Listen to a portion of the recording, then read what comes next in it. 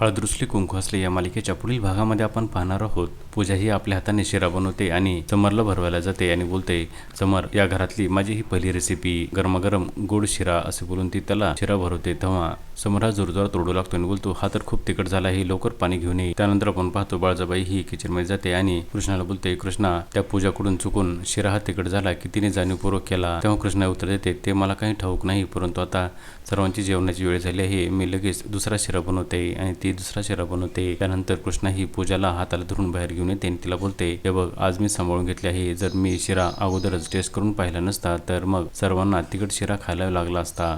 मी आता सांभाळून घेतलेले आहे, परंतु यापुढे अशी चूक होता कामा नये, असे बोलून ती निघून जाते. आणि तेव्हा पूजाला कृष्णाचा राग आलेला असतो आणि ती बोलते, कृष्णा, तुझी मला कसलीही मदत नको आहे, मला तुझे उपकार नको आहेत.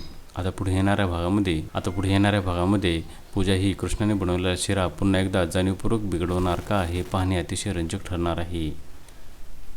हळद रुसली कुंकू हसले या मालिकेचे सर्व अपडेट्स पाहण्यासाठी आमच्या चॅनलला लाईक करा, शेअर करा आणि सबस्क्राईब करायला विसरू नका.